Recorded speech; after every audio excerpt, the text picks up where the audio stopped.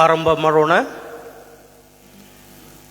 ನನ್ನ ಮನವೇ ಯೆಹೋವನನ್ನು ಕೊಂಡಾಡು, ನನ್ನ ಸರ್ವೇಂದ್ರಿಗಳೇ ಆತನ ಪವಿತ್ರ ನಾಮವನ್ನು ಕೀರ್ತಿಸಿರಿ. ನನ್ನ ಮನವೇ ಯೆಹೋವನನ್ನು ಕೊಂಡಾಡು, ಆತನ ಉಪಕಾರಗಳಲ್ಲಿ ಒಂದನ್ನು ಮರೆಯಬೇಡ. ನಮ್ಮ ಆರಂಭವು ತಂದೆ, ಮಗ, ಪರಿಶುದ್ಧಾತ್ಮನ ತ್ರಯೇಕ ನಾಮದಲ್ಲಿ ಆಗಲಿ. ಆಮೇನ್. ಶ್ರಮ, ಮರಣ, ಪುನರುತ್ಥಾನಗಳ 10ನೇ ದಿನಕ್ಕೆ ಈ ಬೆಳಗಿನ ಆರಾಧನೆಯನ್ನು ಪ್ರಾರಂಭಿಸುವ ಹಾಗೆ ಸಂಗೀತಗಳಲ್ಲಿ 74ನೇ ಸಂಗೀತವನ್ನು ನಾವು ಹಾಡಿಕೊಳ್ಳೋಣ. ಸಂಗೀತಗಳಲ್ಲಿ 74, ಅದರಲ್ಲಿ 1ನೇ ಚರಣ ಮತ್ತು 2ನೇ ಚರಣ ಮಾತ್ರ ನಾವು ಹಾಡಿಕೊಳ್ಳೋಣ. ಯೇಸು ಕ್ರಿಸ್ತನೇ, ಮೃತ್ಯುಂಜಯನೇ, ನಮ್ಮ ಜೀವವೇ.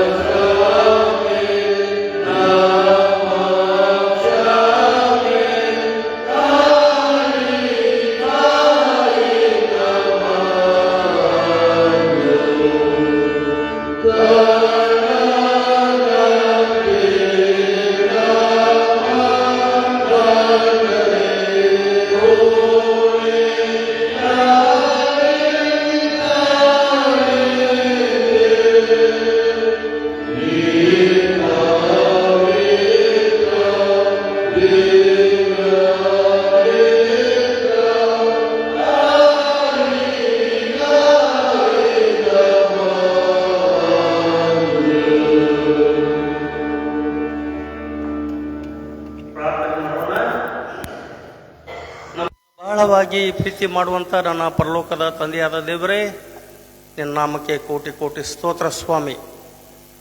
ಅಲ್ಪರು, ಅಯೋಗ್ಯರು, ಯಾವ ಗಣನೆಗೆ ಬಾರದ ನಮ್ಮನ್ನ ಪ್ರೀತಿಸಿ ಕರುಣಿಸಿ ತಂದೆಯಾದ ದೇವರೇ, ಈ ಬೆಳಗಿನ ಜಾವದಲ್ಲಿ ಸ್ವಾಮಿ ನಿನ್ನ ಆಲಯಕ್ಕೆ ನಮ್ಮನ್ನ ಕರೆತಂದದಕ್ಕಾಗಿ ಸ್ತೋತ್ರ ಸ್ವಾಮಿ.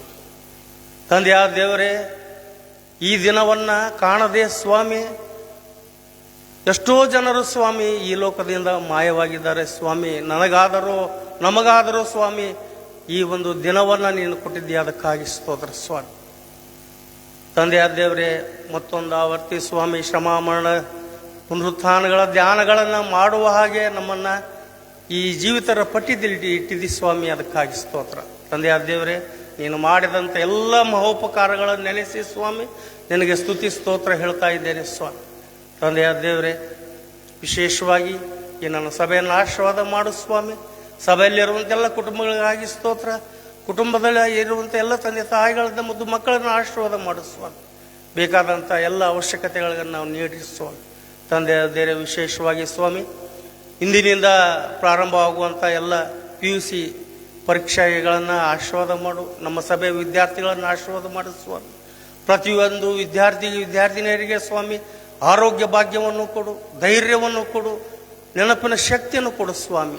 ಅವರು ಸಮಾಧಾನದ ಪ್ರಶ್ನೆ ಪತ್ರಿಕೆಯನ್ನು ತೆಗೆದುಕೊಂಡು ಸ್ವಾಮಿ ಅದಕ್ಕೆ ತಕ್ಕಂತೆ ಉತ್ತರವನ್ನು ಬರೆಯುವಂತೆ ಕೃಪೆದವರು ಅವರಿಗೆ ನಿನ್ನ ಪ್ರಸನ್ನತೆಯಲ್ಲೇ ಸ್ವಾಮಿ ಅವರು ದಿನವನ್ನು ಕಾಣುವಂತೆ ಕೃಪೆ ಮಾಡು ಸ್ವಾಮಿ. ಅದೇ ರೀತಿ ಸ್ವಾಮಿ ಇಂದಿನ ಸಂದೇಶಕ್ಕಾಗಿ ಸ್ತೋತ್ರ. ನನ್ನ ಸಂದೇಶ ಕೊಡುವಂಥ ನಿಮ್ಮ ದಾಸರನ್ನು ಆಶೀರ್ವಾದ ಮಾಡು ಸ್ವಾಮಿ. ಅವರಿಗೆ ಒಳ್ಳೆಯ ಆರೋಗ್ಯ ಭಾಗ್ಯವನ್ನು ಕೊಡು. ಅವ್ರನ್ನು ನಮ್ಮ ಸಭೆಗೆ ಸುರಕ್ಷಿತವಾಗಿ ತಂದು ಮುಟ್ಟಿಸಿದ್ದಕ್ಕಾಗಿ ಸ್ತೋತ್ರ ಸ್ವಾಮಿ. ಸಭೆಯವರಾದ ನಾವು ಸ್ವಾಮಿ ಅವರು ಕೊಡುವಂಥ ವಾಕ್ಯಗಳನ್ನು ಸ್ವಾಮಿ ಅನುಗುಣವಾಗಿ ತಿಳಿದುಕೊಂಡು ಸತ್ಯತೆಯಿಂದ ನಡೆಯುವಂತೆ ಕೃಪೆ ಮಾಡು ಸ್ವಾಮಿ. ತಂದೆಯಾದ ದೇವರೇ, ಈ ಆರಂಭವು ಮಧ್ಯವೂ ಅಂತ್ಯವೂ ನೀನಾಗಿದ್ದುಕೊಂಡು ತಂದೆಯಾದ ದೇವರೇ ಈ ದಿನವನ್ನು ನಡೆಸು ಸ್ವಾಮಿ. ತಂದೆಯಾದ ದೇವರೇ, ಏನೇ ಇದ್ದರೂ ಸ್ವಾಮಿ ನಾವು ಈ ಲೋಕದಲ್ಲಿ ಇರುವ ತನಕ ಸ್ವಾಮಿ ನೀನು ಮೆಚ್ಚುವ ಮಕ್ಕಳಾಗಿ ನಡೆಯುವಂತೆ ಕೃಪೆ ಮಾಡು. ತಂದೆಯಾದ ದೇವರೇ, ಈ ಚಿಕ್ಕ ಪ್ರಾರ್ಥನೆಯನ್ನು ನಜರೇತಿನ ಯೇಸುವಿನ ಮೂಲಕ ಬೇಡಿ ಹೊಂದಿದ್ದೇನೆ ನನ್ನ ತಂದೆ, ಆಮೇನ್. ನಾವು ಆರಾಧನೆಯನ್ನು ಮುಂದುವರಿಸುವ ಹಾಗೆ ಪರದೆಯ ಮೇಲೆ ಬರುವಂಥ ಹಾಡನ್ನು ಹಾಡಿಕೊಳ್ಳೋಣ. ಮೊದಲನೇದಾಗಿ ಮಹಿಮೆ ಮಹಿಮೆ ಸದಾ ಆತನಿಗೆ ಯೇಸು ರಾಜನಿಗಿಂದಾಗಲಿ ಎಂಬುದಾಗಿ ಈ ರಾಗವನ್ನು ಹಾಡಿಕೊಳ್ಳೋಣ.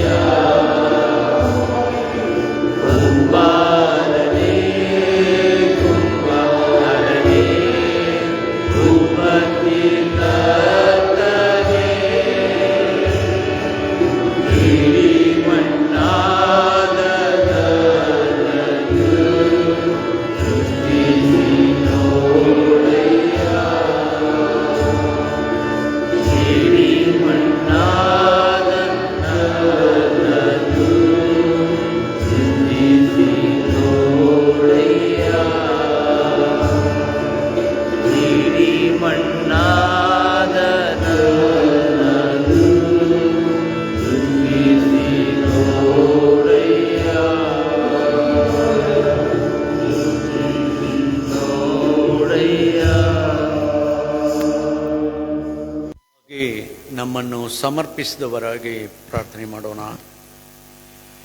ತಂದೆಯಾದ ದೇವರೇ, ಈ ಬೆಳಗಿನ ಜಾವಕ್ಕಾಗಿ ನಿನಗೆ ಸ್ತುತಿ ಸ್ತೋತ್ರಗಳನ್ನು ನಾವು ಸಲ್ಲಿಸ್ತೇವೆ. ನಮಗೆ ಕೊಟ್ಟಂಥ ಜೀವ ಅವಕಾಶ, ಈ ದಿನ ಹೊಸ ಬಾಳ್ಬೇಕಾಗಿ ನಿನಗೆ ಸ್ತೋತ್ರಗಳನ್ನು ಸಲ್ಲಿಸ್ತೇವೆ. ನಾವು ಇರುವುದು ನಿನ್ನ ಶುದ್ಧ ಕೃಪೆಯಿಂದಲೇ ಸ್ವಾಮಿ. ಈ ಬೆಳಗಿನ ಜಾವದಲ್ಲಿಯೂ ನಿನ್ನ ವಾಕ್ಯದ ಧ್ಯಾನದಲ್ಲಿ ನಾವು ಪ್ರಾರಂಭಿಸುವಂತೆ ನಿನ್ನ ಪರಿಶುದ್ಧ ಆತ್ಮನು ಇಲ್ಲಿ ಪ್ರಸನ್ನನಾಗಬೇಕಾಗಿ ಪ್ರಾರ್ಥಿಸ್ತೇವೆ. ಅದು ಮಾತ್ರವಲ್ಲದೆ ನಮ್ಮೊಂದಿಗೆ ಮಾತನಾಡು, ನಮ್ಮನ್ನು ಉಜ್ಜೀವಿಸು, ನಿನ್ನ ವಾಕ್ಯದಿಂದಲೇ ನಾವು ಬದುಕುವಂಥ ಕೃಪೆಯನ್ನು ಕೊಡು, ರೂಪಾಂತರಿಸು, ನಾವು ನಡೆಯಬೇಕಾದ ದಾರಿಗಳನ್ನು ತೋರಿಸು, ನಮ್ಮ ನಂಬಿಕೆಯಲ್ಲಿ ಬಲಪಡಿಸು, ನಿನಗಾಗಿ ಮಾತ್ರವೇ ಬದುಕುವಂಥ ಜೀವಿತವನ್ನು ನಮಗೆ ಕೊಡು. ನಿನ್ನ ಕೈಯಲ್ಲಿ ನಮ್ಮನ್ನು ಸಮರ್ಪಿಸ್ತೇವೆ, ಆಶೀರ್ವದಿಸು. ಯೇಸು ಕ್ರಿಸ್ತನ ಮೊದಲ ನಾಮದಲ್ಲಿ ಬೇಡುತ್ತೇವೆ ತಂದೆಯೇ, ಆಮೆನ್. ಕುಳಿತುಕೊಳ್ಳೋಣ.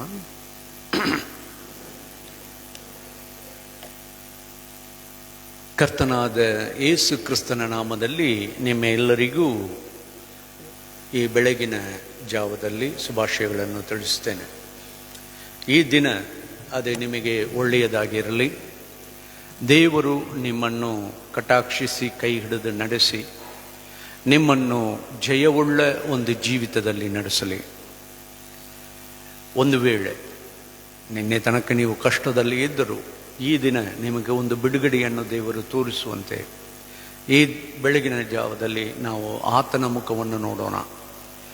ಯಾವಾಗ ದೇವರು ತನ್ನ ಮುಖವನ್ನು ನಮ್ಮ ಮೇಲೆ ತೋರಿಸುತ್ತಾನೋ, ಆತನ ಬೆಳಕು ನಮ್ಮ ಮೇಲೆ ಬೀಳುತ್ತದೋ, ಆವಾಗ ನಾವು ರಕ್ಷಣೆ ಹೊಂದುತ್ತೇವೆ ಎಂಬುದಾಗಿ ಇರುತ್ತದೆ. ನಾವು ಈ ಮರುಭೂಮಿಯಲ್ಲಿ ಯಾತ್ರೆ ಮಾಡುತ್ತಿರುವಾಗ ಪ್ರತಿದಿನ ಆತನ ಮನ್ನಾವನ್ನು ಎದುರು ನೋಡುತ್ತಾ ಆತನಿಗೆ ವಿಧೇಯನಾಗಿ ನಡೆಯುವ ಈ ಯಾತ್ರೆಯಲ್ಲಿ ನಾವು ಜಯಶಾಲಿಗಳಾಗಿ ಮುಂದುವರಿಯೋಣ. ನಮಗಾಗಿ ನೂತನ ಆಕಾಶ, ನೂತನ ಭೂಮಿ ಕಾಯ್ತಾ ಇದೆ. ಆದ ಕಾರಣ ಪ್ರಿಯರೇ, ಯಾವಾಗಲೂ ನಮ್ಮ ನೆನಪನ್ನು ಆ ನಿತ್ಯ ಜೀವನದಲ್ಲಿಯೇ ನಮ್ಮನ್ನು ಯಾವಾಗಲೂ ಕೇಂದ್ರೀಕರಿಸಿಕೊಂಡವರಾಗಿ ಬದುಕುವಂಥ ಜೀವಿತವನ್ನು ನಡೆಸೋಣ. ಇವತ್ತು ನಾವು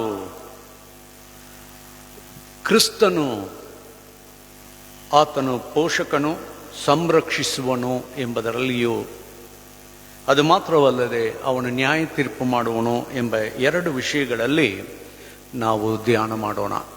ನಿನ್ನೆ ನಾವು ಸೃಷ್ಟಿಕರ್ತನು ಎಂಬುದಾಗಿ ಆತನ ಬಗ್ಗೆ ನಾವು ಧ್ಯಾನಿಸಿದ್ದೇವೆ.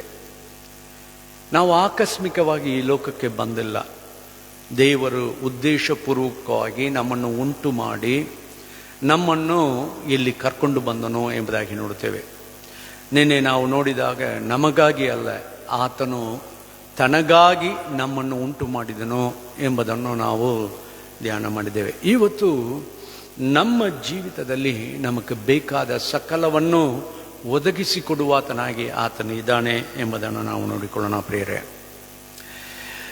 ನಾವು ಹೆಚ್ಚಿನ ಸಮಯದಲ್ಲಿ ಅಸುರಕ್ಷತೆಯಲ್ಲಿ ಹೋಗುವುದಕ್ಕೆ ಕಾರಣ ಒಂದು ವೇಳೆ ದೇವರು ನಮಗೆ ಕೊಡುತ್ತಾನೋ ಇಲ್ಲವೋ ಎಂಬ ಒಂದು ಭಯ. ಹೆಚ್ಚಿನ ಸಮಯ ನಾವು ನೆನಪು ಮಾಡ್ತೇವೆ, ನಮ್ಮ ನಂಬಿಕೆಯನ್ನೇ ನಾವು ಅಳತಿ ಮಾಡಿಕೊಂಡವರಾಗಿ, ನನಗೇ ನಂಬಿಕೆ ಸ್ವಲ್ಪ ಅಲ್ಪವಾಗಿದೆ, ಇದರಲ್ಲಿ ದೇವರು ನನಗೆ ಹೇಗೆ ಸಹಾಯ ಮಾಡುವನೋ ಎಂಬುದಾಗಿ ಯೋಚಿಸ್ತೇವೆ. ಆದರೆ ದೇವರ ವಾಕ್ಯವನ್ನು ಓದಿ ಇನ್ನೂ ನಮ್ಮ ನಂಬಿಕೆಯನ್ನು ನಾವು ಹೆಚ್ಚಿಸಿಕೊಳ್ಳಬೇಕಾಗಿದೆ.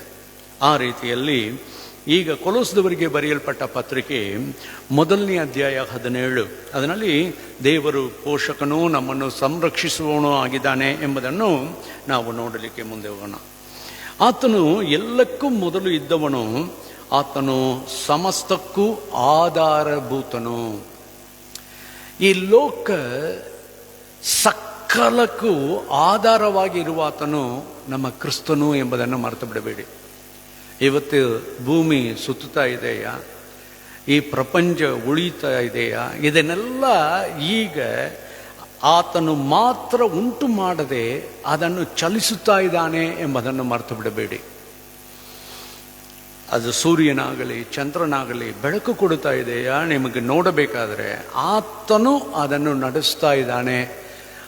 ಆತನು ಆಧಾರಭೂತನು ಎಂಬುದನ್ನು ಮರೆತು ಬಿಡಬೇಡಿ. ಆತನಿಂದ ಉಂಟಾಗಿತ್ತು, ಆಮೇಲೆ ಅವನು ಕೈ ಬಿಡಲಿಲ್ಲ, ಸೃಷ್ಟಿಯನ್ನು ಹಾಗೆ ಕೈ ಬಿಡಲಿಲ್ಲ, ನೀನು ಹಾಗೆ ನಡ್ಕೊಂಡು ಹೋಗು ಎಂಬುದಾಗಿ ಅಲ್ಲ. ಒಂದು ವೇಳೆ ತಾಯಿ ತಂದೆಯರು ಕೂಡ ನೀವು ನೋಡುವುದಾದರೆ ಒಂದು 18 ವಯಸ್ಸು ತನಕ ನಡೆಸ್ತಾರೆ, ಆಮೇಲೆ ನೀನು ಹೆಂಗಪ್ಪ ನಿನ್ನ ಜೀವಿತ ನೀನು ನೋಡಿಕೋ ಎಂಬುದಾಗಿ ಕೈ ಬಿಡುವ ತಾಯಿ ತಂದೆಯರು ಈ ಲೋಕದಲ್ಲಿ ಇದ್ದಾರೆ. ವೆಸ್ಟರ್ನ್ ಕಂಟ್ರೀಸ್ನಲ್ಲಿ ಅದೇ. ಆದರೆ ನಮ್ಮ ದೇವರು ನಮ್ಮನ್ನು ಉಂಟು ಮಾಡಿ ಕೈ ಬಿಡುವವನಲ್ಲ, ಆತನು ನಮ್ಮ ಜೀವನದಲ್ಲಿ ಆಧಾರವಾಗಿ ಇದ್ದುಕೊಂಡು ನಡೆಸುವಾತನಾಗಿರುತ್ತಾನೆ. ಇಬ್ರಿಯರಿಗೆ ಬರೆಯಲ್ಪಟ್ಟ ಪತ್ರಿಕೆ 1ನೇ ಅಧ್ಯಾಯ 3ನೇ ವಾಕ್ಯ. ಇಬ್ರಿಯರಿಗೆ ಬರೆಯಲ್ಪಟ್ಟ ಪತ್ರಿಕೆ 1ನೇ ಅಧ್ಯಾಯ 3ನೇ ವಾಕ್ಯ, ಅದರ ಮಧ್ಯದಲ್ಲಿ ಇರುವುದನ್ನು ನಾನು ನಿಮಗೆ ಓದುತ್ತೇನೆ. ಪ್ರಿಯರೇ, ತನ್ನ ಶಕ್ತಿಯ ವಾಕ್ಯದಿಂದ ಸಮಸ್ತಕ್ಕೆ ಆಧಾರವೂ ಆಗಿದ್ದು. ಆಕ್ಚುಲಿ ಬೈಬಲ್ ಎಂಬುದಾಗಿ ನಾವು ನೆನಪು ಮಾಡುವಾಗ ಅದು ಮನುಷ್ಯರ ಭಾಷೆಯಲ್ಲಿ ಮಾತಾಡಲ್ಪಟ್ಟ ಒಂದು ಮಾತು ಎಂಬುದಾಗಿ ಯೋಚನೆ ಮಾಡ್ತೇವೆ. ಅಥವಾ ಒಂದು ಪೇಪರ್ನಲ್ಲಿ ಛಾಪಿಸಲ್ಪಟ್ಟ ಒಂದು ಅಕ್ಷರಗಳಾಗಿ ನೀವು ನೆನಪು ಮಾಡಿದ್ರಿ. ಇನ್ನೊಂದು ನಾವು ಹೇಳಬೇಕಾದ್ರೆ ಅದು ನಮ್ಮ ಲಿಖಿತ ರೂಪದಲ್ಲಿ ಇರುವ ಪದಗಳು ಎಂಬುದಾಗಿ ಯೋಚನೆ ಮಾಡ್ತೇವೆ. No, it's not like that. ಅದು ದೇವರಾಗಿ ಇದೆ ಎಂಬುದನ್ನು ತಿಳ್ಕೊಳ್ಳಬೇಕು. ದೇವರ ವಾಕ್ಯ ದೇವರಾಗಿದೆ ಎಂಬುದನ್ನು ತಿಳ್ಕೊಳ್ರಿ. ಆದ ಕಾರಣ ಆತನ ವಾಕ್ಯ ಸದಾ ಕಾಲವು ನೆಲೆಯಾಗಿ ಇರುವುದು ಎಂಬುದನ್ನು ದೇವರು ಹೇಳ್ತಾನೆ. ಆ ವಾಕ್ಯಕ್ಕೆ ಶಕ್ತಿ ಇದೆ. ಅದು ಎಂಥ ಶಕ್ತಿಯಪ್ಪ ಅಂತ ಹೇಳಿದರೆ, ತನ್ನ ಶಕ್ತಿಯ ವಾಕ್ಯದಿಂದ ಸಮಸ್ತಕ್ಕೆ ಆಧಾರವಾಗಿದ್ದಾನೆ. ಆ್ಯಕ್ಚುಲಿ ಇಂಗ್ಲಿಷ್ನಲ್ಲಿ ಹಿ ಸಸ್ಟೈನ್ಸ್ ದ ಎರ್ತ್ ಎಂಬುದಾಗಿದೆ. ಈ ಭೂಮಿ ಸಕಲವನ್ನು ಅವನು ಹಿಡಿದಿರುವುದು ಹೇಗೆ ಎಂಬುದಾಗಿ ಹೇಳಿದರೆ ತನ್ನ ವಾಕ್ಯದಿಂದಲೇ ಎಂಬುದಾಗಿದೆ. ಈಗೆಲ್ಲ ನಾನು ಹೆಚ್ಚಾಗಿ ಬ್ಲ್ಯಾಕ್ ಹೋಲ್ ಆಗಲಿ, ಈ ಪ್ರಪಂಚದಲ್ಲಿ ಇರುವಂಥ ವಿಷಯಗಳು, ಇದ್ರ ಬಗ್ಗೆ ನಾನು ಹೆಚ್ಚು ಓದ್ತಾ ಇರ್ತೇನೆ. ಇನ್ನು ಅವ್ರು ಹೇಳ್ತಾರೆ, ಪ್ರಪಂಚದಲ್ಲಿ ಮಧ್ಯದಲ್ಲಿ ಏನೋ ಶೂನ್ಯ ಇದೆ ಎಂಬುದಾಗಿ ನಾವು ತಿಳ್ಕೊಂಡಿದ್ದೇವೆ. ಆದರೆ ಅಗೋಚರವಾದ ಹೆಚ್ಚಿನ ಶಕ್ತಿಗಳು, ವಸ್ತುಗಳು ಇದೆ ಎಂಬುದಾಗಿ ಹೇಳ್ತಾರೆ. Black matters. ಅದು ಮಾತ್ರ ಅಲ್ಲೇ ನಾವು ಗ್ರಹಿಸಲಿಕ್ಕೆ ಆಗದಂಥ ಶಕ್ತಿ ಇದೆ ಎಂಬುದಾಗಿ ಈಗ ಹೇಳ್ತಾ ಇದ್ದಾರೆ. ಪ್ರಿಯರೇ, ನಮ್ಮ ದೇವರ ವಾಕ್ಯದ ಶಕ್ತಿ ಇದೆ ಎಂಬುದಾಗಿ ಕೂಡ ನಾವು ಅರ್ಥ ಮಾಡಿಕೊಳ್ಳಲಿಕ್ಕೆ ಆಗದ ರೀತಿಯಲ್ಲಿ ಅದು ಮಹಾ ಭಯಂಕರವಾದದು, ಬ್ರಹ್ಮಾಂಡವಾದದು. ಅದನ್ನು ಗ್ರಹಿಸಲಿಕ್ಕೆ ಆಗುವುದಿಲ್ಲ ಪ್ರಿಯರೇ. ಆದರೆ ಆ ವಾಕ್ಯವನ್ನು ನಾವು ಸರಳವಾಗಿ ನೆನಪು ಮಾಡಿಕೊಳ್ಳುತ್ತೇವೆ. ದಯಮಾಡಿ ನೀವು ದೇವರ ವಾಕ್ಯವನ್ನು ಓದುವಾಗ ತಿಳ್ಕೊಳ್ರಿ, ಈ ಅಂಡ ಸರಾಚರವನ್ನು ದೇವರು ತನ್ನ ವಾಕ್ಯದಿಂದಲೇ ಹಿಡಿದಿಟ್ಟಿದ್ದಾನೆ. ಆದ ಕಾರಣದಿಂದಲೇ ಅದು ಇನ್ನೂ ಉಳಿಯುತ್ತಾ ಇದೆ ಎಂಬುದನ್ನು ನೆನಪು ಮಾಡಿಕೊಳ್ಳೋಣ. ಯೋಹಾನ್ ಬರೆದ ಸುವಾರ್ತೆ ಮೊದಲನೆಯ ಅಧ್ಯಾಯ, ಯೋಹಾನ್ ಬರೆದ ಸುವಾರ್ತೆ ಮೊದಲನೇ ಅಧ್ಯಾಯ, ಅದರಲ್ಲಿ 3 ಮತ್ತು 4 ನಾವು ಓದುವುದಾದರೆ, ಆತನ ಮೂಲಕವಾಗಿ ಸಮಸ್ತವೂ ಉಂಟಾಗಿತ್ತು, ಉಂಟಾಗಿರುವ ವಸ್ತುಗಳು ಆತನಿಲ್ಲದೆ ಒಂದಾದರೂ ಉಂಟಾಗಲಿಲ್ಲ, ಆತನಲ್ಲಿ ಜೀವವಿತ್ತು. ದ ಲೈಫ್, ನಮ್ಮ ಜೀವ ಎಂಬುದು ಸ್ಟಾರ್ಟ್ ಆಗುವುದೇ ಆತನಲ್ಲಿ. ಆತನ ಬಗ್ಗೆ ನೀವು ಓದುವುದಾದರೆ ಜೀವದ ಅಧಿಪತಿ ಎಂಬುದಾಗಿದೆ. He is the life. ಆತನೇ ನಮ್ಮ ಜೀವವಾಗಿದ್ದಾನೆ. ಆ ಜೀವವು ಮನುಷ್ಯರಿಗೆ ಬೆಳಕಾಗಿತ್ತು. ಪ್ರಿಯರೇ, ಒಂದು ವೇಳೆ ನೀವು ಯೋಚನೆ ಮಾಡಿ ನೋಡ್ರಿ, ಈ ಆಕಾಶವು ಇದೆ, ಭೂಮಿ ಇದೆ. ಒಂದು ವೇಳೆ ಸೂರ್ಯನೋ ಚಂದ್ರನೋ ಇಲ್ಲ ಎಂಬುದಾಗಿ ನೆನಪು ಮಾಡಿಕೊಳ್ಳಿ. ನಾವೆಲ್ಲರೂ ಕತ್ತನೆ ಇಲ್ಲಲ್ಲಿ ತಿರುಗಾಡ್ತಾ ಇರ್ತೇವೆ. ಆದರೆ ಒಂದು ಬೆಳಕು ಬರುವಾಗಲೇ ನಾನು ಮನುಜ, ಇದು ಭೂಮಿ, ಇದರಲ್ಲಿ ನಾನು ನಡೆಯುತ್ತೇನೆ, ಇಲ್ಲಿ ಗಿಡಗಳಿದೆ, ಇಲ್ಲಿ ಮರಗಳಿದೆ, ಇಲ್ಲಿ ಪ್ರಾಣಿಗಳಿದೆ ಎಂಬುದಾಗಿ ಗೊತ್ತಾಗ್ತದೆ. ಆದರೆ ಈ ಲೋಕಕ್ಕೆ ಒಂದು ಅರ್ಥವನ್ನು ಕೊಡುವಂಥ ಒಂದು ಶಕ್ತಿ, ಅದು ಬೆಳಕು ಎಂಬುದಾಗಿ ಹೇಳಬಹುದು. ಅದು ಯಾರು? ಯೇಸು ಕ್ರಿಸ್ತನು. ನೀನು ಈ ಸೃಷ್ಟಿಯಲ್ಲಿ ಬದುಕಬೇಕಾದ್ರೆ, ಈ ಸೃಷ್ಟಿ ಏನೆಂದು ತಿಳ್ಕೊಳ್ಳಬೇಕಾದ್ರೆ, ಇದನ್ನು ಉಂಟು ಮಾಡಿದ ಕ್ರಿಸ್ತನ ಬಳಿಗೆ ನೀನು ಅದನ್ನು ಕಲಿತುಕೊಳ್ಳಬೇಕು. ಆತನ ಬಗ್ಗೆ ಒಂದು ವಾಕ್ಯ ಇದೆ ಪ್ರಿಯರೇ. ಆತನಿಗೆ ಮನುಷ್ಯರ ಬಗ್ಗೆ ಗೊತ್ತಿರುವ ಕಾರಣ ಆತನು ಅವರ ಬಗ್ಗೆ ಏನು ಮಾಡುತ್ತಾ ಇಲ್ಲ, ತಿಳ್ಕೊಳ್ಳಬೇಕಾದ ಅವಶ್ಯಕತೆ ಅವನಿಗಿರಲ್ಲ. ಅವನಿಗೆ ಆಲ್ರೆಡಿ ಗೊತ್ತಿದೆ ನಮ್ಮ ಬಗ್ಗೆ. ಕಾರಣ ಏನು? ನಮ್ಮನ್ನು ಉಂಟು ಮಾಡಿದ ಆತನು. ಸೊ ನಮ್ಮ ಬಗ್ಗೆ ಆತನಿಗೆ ಒಂದು ತಿಳುವಳಿಕೆ ಇದೆ ನೋಡಿ, ಅದು ನಮಗೆ ಬೆಳಕು. ಸಮ್ಟೈಮ್ಸ್ ನಾವು ತಪ್ಪಿ ಯಾರನ್ನೋ ನಂಬುತ್ತೇವೆ, ಆಮೇಲೆ ಕೆಟ್ಟು ಹೋದ ಮೇಲೆ ಈಗ ಬೆಳಕು ಬಂತ್ರಿ ಅಂತೇವೆ. ಅಂದರೆ ಏನರ್ಥ? ಅರಿವು ಬಂತಲ್ಲ, ಬೆಳಕು ಬಂತು ಅಂತ ಹೇಳ್ತೇವೆ. ಪ್ರಿಯರೇ, ಈ ಬೆಳಕಾಗಿ ಆತನು ಇದ್ದಾನೆ. ನಿನ್ನ ಜೀವಿತ ಬಗ್ಗೆ ನೀನು ಅರ್ಥ ಮಾಡಿಕೊಳ್ಳಬೇಕಾ? ಈ ಭೂಮಿಯ ಬಗ್ಗೆ ಅರ್ಥ ಮಾಡಿಕೊಳ್ಳಬೇಕಾ? ನಿನ್ನ ಸಂಬಂಧಗಳ ಬಗ್ಗೆ ಅರ್ಥ ಮಾಡಿಕೊಳ್ಳಬೇಕಾ? ನೀನು ಕ್ರಿಸ್ತನ ಬಳಿಗೆ ಬಾ, ಆವಾಗ ನೀನು ನಡೆಸಲಿಕ್ಕೆ ಆಗ್ತದೆ. ನಿನ್ನ ಬಾಳನ್ನು ನೀನು ನಡೆಸಲಿಕ್ಕೆ ಆಗ್ತದೆ. ಒಂದು ವೇಳೆ ನಾವು ಇನ್ನೂ ಈ ಲೋಕದಲ್ಲಿ ಯಾಕೆ ಬದುಕುತ್ತೀವಿ, ಏನು ನಡೀತಾ ಇದೆ ಎಂಬುದಾಗಿ ನೀವು ಅರ್ಥ ಮಾಡಿಕೊಳ್ಳದೆ ನೀವು ಗೊಂದಲದಲ್ಲಿ ಇರುವುದಾದರೆ, ಕಮ್ ಟು ಜೀಸಸ್, ಕ್ರಿಸ್ತನ ಬಳಿಗೆ ಬಾ. You will understand everything. ಅಪೊಸ್ತಲರ ಕೃತ್ಯಗಳು 17ನೇ ಅಧ್ಯಾಯ, ಅಪೊಸ್ತಲರ ಕೃತ್ಯಗಳು 17ನೇ ಅಧ್ಯಾಯ 25 ತಾನೇ ಎಲ್ಲರಿಗೂ ಜೀವ ಶ್ವಾಸ ಮುಂತಾದದೆಲ್ಲವನ್ನೂ ಕೊಡುವವನಾಗಿರಲಾಗಿ ಕೊರತೆ ಇದ್ದವನಂತೆ ಮನುಷ್ಯರ ಕೈಗಳಿಂದ ಸೇವೆ ಹೊಂದುವವನಲ್ಲ. ನಮಗೆ ಜೀವ ಶ್ವಾಸ ಕೊಡುವಾತನು ಯಾರು? ಕ್ರಿಸ್ತನು. ಆದರೆ ನಾವೆಲ್ಲ ಸೈನ್ಸ್ ಕಲಿತ ಮೇಲೆ ನೆನೆಸ್ತೇವೆ ಆಕ್ಸಿಜನ್, ಪ್ರಾಣವಾಯು. ಇಲ್ಲ ಪ್ರಿಯರೇ, ಆ ಪ್ರಾಣವಾಯುವನ್ನು ದೇವರು ಈಗಲೂ ಕೊಡ್ತಾ ಇದ್ದಾನೆ ಎಂಬುದಾಗಿ ಹೇಳಿದಾದರೆ ಅದು ಯೇಸು ಕ್ರಿಸ್ತನು. ಬೇಕಾದರೆ ನೀವು ಡೆಲ್ಲಿಗೆ ಹೋಗಿ ನೋಡಬೇಕು, ನೀವು ಶ್ವಾಸ ಮಾಡಲಿ ಕೂಡ ಆಗಲ್ಲ. ಇನ್ನು ಸ್ವಲ್ಪ ಸ್ಥಳಗಳಿಗೆ ಹೋಗಬೇಕು, ಅಲ್ಲಿ ಕಾರ್ಬನ್ ಡೈಆಕ್ಸೈಡ್ ಹೆಚ್ಚಿರ್ತದೆ, ಈ ಪ್ರಾಣವಾಯು ಕಡಿಮೆ ಇರುತ್ತದೆ. ಆವಾಗೆಲ್ಲ ಬದುಕುವುದು ಕಷ್ಟವಾಗುತ್ತದೆ. ಪ್ರಿಯರೇ, ನಮಗೆ ಜೀವ ಶ್ವಾಸ ಮುಂತಾದ ಎಲ್ಲವನ್ನೂ ಆತನೇ ಕೊಡುತ್ತಾನೆ ಎಂಬುದನ್ನು ಅರ್ಥ ಮಾಡಿಕೊಳ್ಳಿರಿ. ನೀವೇನು ದೇವರಿಗೂ ಕೊಡಲಿಕ್ಕಾಗಲ್ಲ. ಯಾಕಂದರೆ ಭೂಮಿಯು ಅದರಲ್ಲಿರುವ ಸಕಲವೂ ಯಾರದು? ದೇವರದು. ನೀವು ಏನು ಆತನಿಗೆ ಕೊಡಲಿಕ್ಕಿದ್ದೀರಾ? ಆದರೆ ಆತನು ನಿಮಗೆ ಕೊಡುತ್ತಾ ಇದ್ದಾನೆ ಎಂಬುದನ್ನು ನೀವು ಅರ್ಥ ಮಾಡಿಕೊಳ್ಳಬೇಕು. ಒದಗಿಸುವಾತನು ಆತನೇ, ಸಂರಕ್ಷಿಸುವಾತನು ಆತನೇ ಎಂಬುದನ್ನು ನೀವು ಅರ್ಥ ಮಾಡಿಕೊಳ್ಳಬೇಕು. ಕೊಲೋಸದವರಿಗೆ ಬರೆಯಲ್ಪಟ್ಟ ಪತ್ರಿಕೆ 2:19, ಕೊಲೋಸದವರಿಗೆ ಬರೆಯಲ್ಪಟ್ಟ ಪತ್ರಿಕೆ 2:19. ನೀವು ನೆನಪು ಮಾಡಬಹುದು, ಯಾಕೆ ಇವರು ಬರೀ ವಾಕ್ಯವಾಗಿ ಕೊಡ್ತಾ ಇದ್ದಾರೆ ಅಂತ. ಆ್ಯಕ್ಚುಲಿ ಹೇಳ್ತೇನೆ ಪ್ರಿಯರೇ, ನಮ್ಮ ಜೀವನದ ಆಧಾರ ಈ ವಾಕ್ಯವೇ. ಈ ವಾಕ್ಯದ ಬಿಟ್ಟರೆ ನಿಮ್ಮ ಜೀವಿತದಲ್ಲಿ ಏನಿಲ್ಲ ಪ್ರಿಯರೇ. ಇದನ್ನು ಅರ್ಥ ಮಾಡಿಕೊಂಡವರಾಗಿ ವಾಕ್ಯವನ್ನು ಓದಿ ಅದನ್ನು ಧ್ಯಾನಿಸಿ ಗ್ರಹಿಸಿಕೊಳ್ಳೋಣ.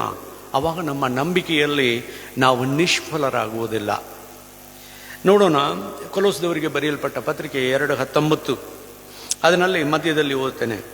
ಆ ಶಿರಸ್ಸಿನಿಂದಲೇ ದೇಹವೆಲ್ಲ ಕೀಳು ನರಗಳ ಮೂಲಕ ಬೇಕಾದ ಸಹಾಯವನ್ನು ಹೊಂದಿ ಒಂದಾಗಿ ಕೂಡಿಸಲ್ಪಟ್ಟು ದೇವರು ಕೊಡುವ ವೃದ್ಧಿಯಿಂದ ಅಭಿವೃದ್ಧಿಯಾಗುತ್ತಾ ಬರುತ್ತದೆ. ಇದು ಯಾರ ಬಗ್ಗೆ ಹೇಳ್ತದೆ ಅಂದರೆ ದೇವರ ಸಭೆಯ ಬಗ್ಗೆ ಹೇಳುತ್ತದೆ. Okay, I accept it. ಆತನೇ ಇದಕ್ಕೆ ಸರಸಾಗಿದ್ದಾನೆ, ಅದನ್ನು ನಾನು ಒಪ್ಪಿಕೊಳ್ತೇನೆ. ಆತನೇ ಶಿರಸ್ಸು. ಇದೆಲ್ಲ ಒಪ್ಪಿಕೊಳ್ಳುವ ನಾವು ಒಂದು ತಿಳ್ಕೊಳ್ಳಬೇಕಾದ, ಈ ಮಾನವನು ಕೂಡ ದೇವರ ಜೊತೆಯಲ್ಲಿ ಹೊಂದಾಣಿಕೆ ಉಳ್ಳವನಾಗಿ ಆತನಲ್ಲಿ ನೆಲೆಗೊಂಡು ಇರುವಾಗಲೇ ನಾವು ಕೂಡ ಹೇಗೆ ಇರ್ತೇವೆ ಅಂತ ಹೇಳಿದರೆ ವೃದ್ಧಿಯಿಂದ ಅಭಿವೃದ್ಧಿ ಹೊಂದುತ್ತೇವೆ. ವೃದ್ಧಿಯಿಂದ ಅಭಿವೃದ್ಧಿ ಆಗ್ತದೆ. ನಮ್ಮ ಜೀವನದಲ್ಲಿ ವೃದ್ಧಿ ಬೇಕು, ಅಭಿವೃದ್ಧಿ ಬೇಕು ಅಂತ ಹೇಳಿದರೆ ಸಭೆಯಲ್ಲಿ ಮಾತ್ರ ಅಲ್ಲ ಪ್ರಿಯರೇ, ನೀವು ಸತತವಾಗಿ ದೇವರೊಂದಿಗೆ ಸಂಬಂಧ ಇಟ್ಟುಕೊಂಡವರಾಗಿರಬೇಕು. ಸತತ ಸಂಪರ್ಕ ಇರುವವನೇ ಯಾವಾಗಲೂ ಪ್ರಾರ್ಥನೆ ಮಾಡ್ತಾ ಇರ್ತಾನೆ. ನೀವು ಕುಂತರೂ ಸರಿ, ಎದ್ದರೂ ಸರಿ, ಏನಾದರೂ ಒಂದು ಮಾಡಲಿಕ್ಕೆ ಹೋದರೂ ಸರಿ, ನಿಮಗೆ ಯಾವಾಗಲೂ ದೇವರ ಜ್ಞಾಪಕ ಇರ್ತಾ ಇರಬೇಕು. ನೀನು ಕೊಡುವ ಸಮಯಕ್ಕಾಗಿ ಸ್ತೋತ್ರ. ನೀನು ಕೊಟ್ಟಂತ ನಾನು ಯಾವಾಗಲೂ ಹೇಳ್ತೇನೆ, thank you lord for this. ನಾನು ಇದು ಓದಲಿಕ್ಕೆ ಆಗ್ತದೆ. ಸ್ವಲ್ಪ ಸಮಯದಲ್ಲಿ ಇದನ್ನು ಓದುವಾಗ ಚಾಪಿಸಿ ಕೊಟ್ಟದಕ್ಕಾಗಿ ಸ್ತೋತ್ರಪ್ಪ ಅಂತ ಹೇಳ್ತೇನೆ. ನೀರನ್ನು ನೋಡುವಾಗ ಪರವಾಗಿಲ್ಲಪ್ಪ, ನನಗೆ ಒಳ್ಳೆಯ ಕುಡಿಯುವ ನೀರನ್ನು ಇಲ್ಲಿ ಕೊಟ್ಟಿದೀಯಾ, ಸ್ತೋತ್ರ. ಸ್ವಲ್ಪ ತಂಪಾಗಿ ಇರುವಾಗಲೂ ಅಪ್ಪ ಎಂಥ ಒಳ್ಳೆಯವನು ದೇವರು. ನೀನು ಯಾವಾಗಲೂ ದೇವರ ಸ್ಮರಣೆಯಲ್ಲಿ, ಆತನ ನೆನಪಿನಲ್ಲಿಯೇ ಬದುಕುತ್ತಾ ಇರಬೇಕು ಪ್ರಿಯರೇ. ಅದಕ್ಕಾಗಿ ನಾವು ಕರೆಯಲ್ಪಟ್ಟೇವೆ. ಸೊ ಆತನ ಶಿರಸ್ಸಾಗಿದ್ದಾನೆ, ನಾವು ಅಂಗಗಳಾಗಿದ್ದೇವೆ. ಆದರೆ ಅಂಗಗಳು ಶಿರಸ್ಸಿನೊಂದಿಗೆ ಕನೆಕ್ಟ್ ಆಗಿದೆಯಾ, ಸಂಬಂಧ ಇದೆಯಾ, ಸಂಪರ್ಕದಲ್ಲಿ ಇದೆಯಾ ಎಂಬುದನ್ನು ನಾವು ಆಲೋಚಿಸಬೇಕು. ಯಾಕಂದರೆ ಆತನೇ ನಮಗೆ ಜೀವವೂ ಜೀವದ ಆಧಾರವೂ ಆಗಿದ್ದಾನೆ. ಯೋಹಾನ್ ಬರೆದ ಸುವಾರ್ತೆ 6ನೇ ಅಧ್ಯಾಯ 35. ಯೋಹಾನ್ 6:35. ಜೀವ ಕೊಡುವ ರೊಟ್ಟಿ ನಾನೇ, ನನ್ನ ಬಳಿಗೆ ಬರುವವನಿಗೆ ಎಂದಿಗೂ ಹಸಿವೆಯಾಗುವುದಿಲ್ಲ, ನನ್ನನ್ನು ನಂಬುವವನಿಗೆ ಎಂದಿಗೂ ನೀರಡಿಕೆಯಾಗುವುದಿಲ್ಲ. ಪ್ರಿಯರೇ, 26 ವರ್ಷ ದೇವರನ್ನು ಹುಡುಕಿದೆ. 1 ದಿನ 2 ದಿನ ಅಲ್ಲ, 26 ವರ್ಷ. ಇವರು ದೇವರಾಗಿರಬಹುದು, ಅವರು ದೇವರಾಗಿರಬಹುದು. ಈ ಶ್ಲೋಕಗಳನ್ನು 108 ಸಲ ಹೇಳಿದರೆ ನಡೀತದೋ, 1008 ಸಲ ಹೇಳಿದರೆ ನಡೀತದೋ, ಈ ಉಪವಾಸ ಇದ್ದರೆ ನಡೀತದೋ, ಈ ದೇಕುಲಕ್ಕೆ ಹೋದರೆ ನಮಗೆ ನಡೆಯುತ್ತದೋ, ಎಷ್ಟು ತವಕಪಟ್ಟೆ ನನಗೆ ಗೊತ್ತಿದೆ ಪ್ರಿಯರೇ. ಆದರೆ ಆಧಾರಭೂತನಾದ ಕ್ರಿಸ್ತನನ್ನು ನಾನು ಕಂಡಾಗ, ಆತನನ್ನು ಅಂಗೀಕರಿಸಿದಾಗ ಎಂಥ ತೃಪ್ತಿ, ಅದನ್ನು ವಿವರಿಸಲಿಕ್ಕೆ ಆಗಲ್ಲ. ಓ, ನಾನು ದೇವರನ್ನು ಕಂಡು ಉಂಟೇನು. ಹೀಗೆ ದೇವರನ್ನು ಹುಡುಕುತ್ತಾ ಇಲ್ಲ, ಇನ್ನೂ ಆತನ ಸಂಬಂಧದಲ್ಲಿ ಇನ್ನೂ ಹೆಚ್ಚಾಗಬೇಕು, ಇನ್ನೂ ಆತನಿಗೆ ನಿಕಟವಾಗಿ ಇನ್ನೂ ಹತ್ತಿರ ಹೋಗಬೇಕು. ಇದುವೇ ನಮ್ಮ ಆತಂಕವಾಗಿದೆ ಪ್ರಿಯರೇ. ಪೌಲನು ಹೇಳುವ ಪ್ರಕಾರ, ಶರೀರದಲ್ಲಿ ಇರುವ ತನಕ ನನ್ನ ಕರ್ತನಿಗೆ ದೂರವಾಗಿದ್ದೇನೆ, ಇರಬೇಕು ಅಲ್ಲಿ ಹೋಗಬೇಕು ಗೊತ್ತಿಲ್ಲದೇ ಇದ್ದೇನೆ, ಆದರೆ ಇಲ್ಲಿ ಇದ್ದರೂ ಅದು ನಿಮಗೆ ಒಳ್ಳೆಯದಾಗುವುದು. ಇದುವೇ ನಿಜವಾದ ಭಕ್ತಿ. ನಮ್ಮ ಜೀವಿತದಲ್ಲಿ ನೋಡೋಣ, ಈಗ ನಮಗೆ ದೇವರ ಬಗ್ಗೆ ಒಂದು ದಾಹ ಇಲ್ಲ. ಯಾರು ದೇವರು ಯಾರು ದೇವರು ಇಲ್ಲ, ಈಗ ದೇವರು ಯಾರೆಂದು ಗೊತ್ತಿದೆ. ಆತನು ಜೀವದ ರೊಟ್ಟಿ, ನಮ್ಮ ಜೀವದ ಒಂದು ಆಧಾರ ಶಕ್ತಿ ಆತನಾಗಿದ್ದಾನೆ ಪ್ರಿಯರೇ. ಇದನ್ನು ನೀವು ಅರ್ಥ ಮಾಡಿಕೊಳ್ಳಬೇಕು. ಮತ್ತಾಯ 28:20, ಮತ್ತಾಯ 28:20 ನಾವು ನೋಡ್ತೇವೆ, ಈ ದೇವರು ಒಂದು ಮಹಾ ದೊಡ್ಡ ಆಶೀರ್ವಾದವನ್ನು ಕೊಡ್ತಾನೆ ಪ್ರಿಯರೇ. ಅದನ್ನು ನಾವು ಯಾವಾಗಲೂ ನೆನಪು ಮಾಡಿಕೊಳ್ಳಬೇಕು, ಅದರಲ್ಲಿ ನಾವು ಉಳಿದಿರಬೇಕು. ಅದೇನಪ್ಪ, ನಾನು ಯುಗದ ಸಮಾಪ್ತಿಯವರೆಗೂ ಎಲ್ಲ ದಿವಸ ಏನು ಮಾಡ್ತಾನೆ, ನಿಮ್ಮ ಸಂಗಡ ಇರುತ್ತೇನೆ. ಯುಗದ ಸಮಾಪ್ತಿ ದೇವರು ಹೇಳಿರಬಹುದು. ನಾನೆಲ್ಲ ಬೈಬಲ್ ಓದುವಾಗ ಒಂದೊಂದು ವಾಕ್ಯವನ್ನು ಯಾಕೆ ಪದಗಳನ್ನು ಹಿಂಗೆ ಉಪಯೋಗ ಮಾಡಿದೆ ಅಂತ ನಾನು ದೇವ್ರ ಕಡೆ ಕೇಳ್ತೇನೆ. ನಾನು ಇರುವ ತನಕ ಅಂತ ಹೇಳಬೇಕು, ಅಥವಾ ನೀನು ಬರುವ ತನಕ ಅಂತ ಹೇಳಬೇಕು. ನನ್ನ ಜೀವಿತ ಅಷ್ಟೇ. ಆದರೆ ನಾವೆಲ್ಲ ಕೋಳಿ ತಲೆಗಳು, we are having chicken brains. ಆದರೆ ಆತನಿಗೆ ಹೇಳ್ತಾನೆ, ಯುಗದ ಸಮಾಪ್ತಿಯ ತನಕ, ಯುಗ ಯುಗಾಂಧ್ರದಲ್ಲಿ ಬದುಕುವನು ಹೇಳ್ತಾನೆ, ಯುಗಗಳು ಸಮಾಪ್ತಿ ಆಗಲ್ಲ, ಆ ಯುಗಗಳ ಸಮಾಪ್ತಿಯ ತನಕ ನಾನು ನಿನ್ನೊಂದಿಗೆ ಇರುವ ಸದಾ ಕಾಲ. What a wonderful. ದೇವರು ಬರೆಯುವಂಥ ಪ್ರತಿಯೊಂದು ಪದಗಳನ್ನು ನೀವು ಧ್ಯಾನ ಮಾಡಿ ನೋಡ್ರಿ. ರಿಯಲಾಗಿ ಹೇಳ್ತಾನೆ, ಈ ವಾಕ್ಯಕ್ಕಿಂತ ನಮಗೆ ದೇವರು ಕೊಟ್ಟಂತ ಮಹಾ ದೊಡ್ಡ ಒಂದು ಆಶೀರ್ವಾದ ಬೇರೆ ಇಲ್ಲ ಪ್ರಿಯರೇ.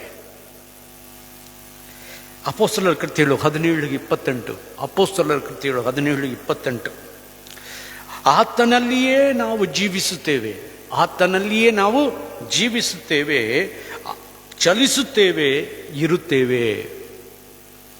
ಆತನಲ್ಲಿಯೇ ನಾವು ಜೀವಿಸುತ್ತೇವೆ, ಚಲಿಸುತ್ತೇವೆ, ಇರುತ್ತೇವೆ.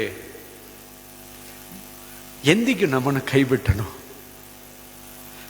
ನಾನು ನಿನ್ನನ್ನು ಎಂದಿಗೂ ಕೈ ಬಿಡುವುದಿಲ್ಲ, ನಿನ್ನನ್ನು ತೊರೆಯುವುದಿಲ್ಲ ಎಂಬುದಾಗಿ ಹೇಳಿದಂಥ ದೇವರು ಸ್ವಲ್ಪ ಆಲೋಚನೆ ಮಾಡಿ ನೋಡ್ರಿ. ಯುಗ ಯುಗಾಂತರಕ್ಕೂ ನಿನ್ನ ಜೊತೆಯಲ್ಲಿ ಇರುತ್ತೇನೆ ಎಂದು ಹೇಳುವ ದೇವರು ನಾವು ಇನ್ನು ತಿಳ್ಕೊಳ್ಳಲಿಲ್ಲ. ಅದು ಏನಪ್ಪ ತಿಳ್ಕೊಳ್ಳಬೇಕು?